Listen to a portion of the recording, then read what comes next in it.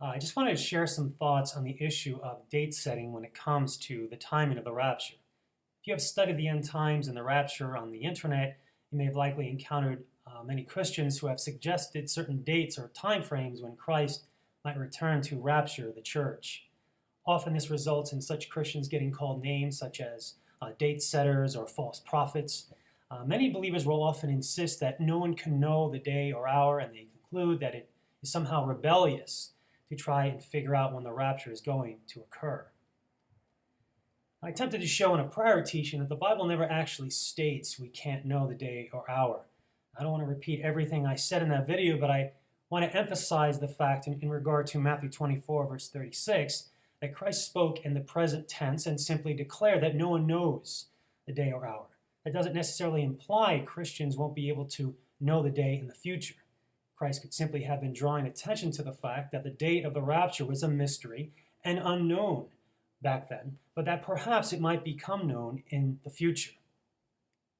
Remember that the Bible indicates that knowledge will be increased around the time of the end. This would seem to indicate that while certain things may have been a mystery in the time of Christ, such as the timing of the rapture, those things may not necessarily be a mystery as we get closer to the end, where God may reveal more knowledge to his people. Having said that, I want to address this common belief many Christians have in regard to date setting, where they make it out to be some kind of sin or something that is in clear violation of the Bible. Again, the fact is the Bible never actually condemns date setting, and it actually seems to encourage believers to watch in order that they might know something about the timing of Christ's return. I find it helps to look at date setting like any of the other sciences one might give themselves to studying. Part of the scientific method is developing a theory based on limited data and then seeking to test the theory through making predictions and implementing tests and then recording observations to determine whether the theory is strengthened or weakened or proven or falsified. And obviously, assuming the tests and observations are accurate, if the theory does not pass the tests, it suggests that the theory is somewhat flawed, and thus the theory should be discarded or it should be adjusted accordingly. So it is with trying to figure out the date of the rapture.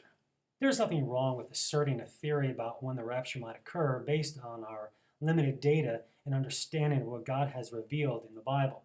I don't see anything wrong with us utilizing information about various dates and time periods and feast days in the Bible and constructing a theory about when the rapture might happen, and then testing the theory by simply waiting for the day to come to see if the rapture occurs.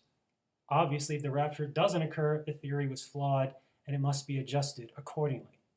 Unfortunately, there is this idea that because so many rapture date theories have been wrong in the past, it is somehow foolish to keep trying to rework the theory and come up with a new date. But why would that be the case? It simply doesn't logically follow. Should scientists give up coming up with theories and engaging in scientific inquiry simply because the theories of so many other scientists in their field have been falsified in the past? Of course not. So I don't believe students of the end time should give up trying to figure out the timing of the rapture solely because of so many falsified rapture theories of the past. In fact, I would argue that such students might have a greater chance of figuring out the date of the rapture. Imagine there is an incredibly valuable treasure buried on some huge island. And assume over the past 2,000 years, hundreds of people have tried to locate this treasure, but without any success. Now, does that mean that you won't be able to locate the treasure? Not at all, especially if you happen to have access to any of the notes these people have left behind detailing all the places they searched in trying to find the treasure.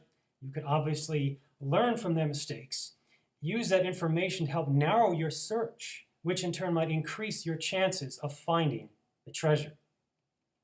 So it is that a student who's trying to find the treasure of the date of the rapture, so to speak, a student can often have access to a lot of the notes of past date setters, which detail the kind of information that led them to come up with their flawed dates. The student can then potentially use that information to sharpen their understanding of the end times and hopefully narrow their search and possibly increase the likelihood of discovering the precious treasure of the actual date or season in which Christ will return. Now, some might argue that false predictions about the rapture may lead believers to lose faith in God, but I have yet to hear of any cases of a professing believer who walked away from Christianity solely because the rapture didn't happen on a certain day that they thought it would happen. As a personal example, when I was a baby Christian over 20 years ago, I strongly believed the world would come to an end one year. And when it didn't happen, I just went on with my life. I was disappointed, but I didn't lose faith in God. The reason is because the true saving faith that I have originated with and is sustained by God and is not going to be destroyed as a result of me believing in some faulty prediction that some Bible teacher makes about when the end would come. The fact is, no true believer is ever going to renounce their faith and walk away from Christ because of any disappointment in life, whether it be a flawed belief about the timing of the rapture or any other trial they may experience. The one thing I would caution Christians who try to assert theories about when the rapture will happen is to try not to speak so absolutely positive about certain dates. While a certain date might seem very convincing, there's still a lot of room for human error, much like there is in any science. And I would encourage you to build your case largely on biblical data and principles, and then present it as a theory and let others judge for themselves as to how much confidence they should place in it.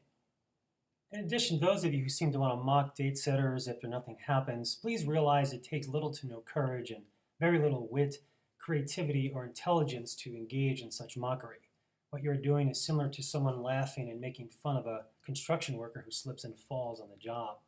Please remember that date setters who, despite their errors, are often doing something that is constructive.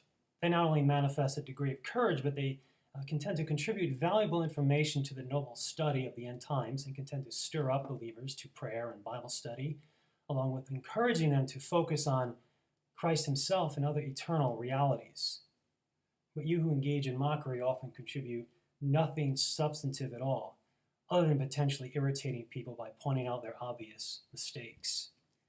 Lastly, and on a more positive note, in light of Hebrews 10:25, I encourage all of you to not neglect thinking of the great gathering of the saints that will one day occur, but to keep it at the forefront of your minds and encourage one another with this reality, and all the more as you see the day drawing near. Thank you, and may our Heavenly Father bless you.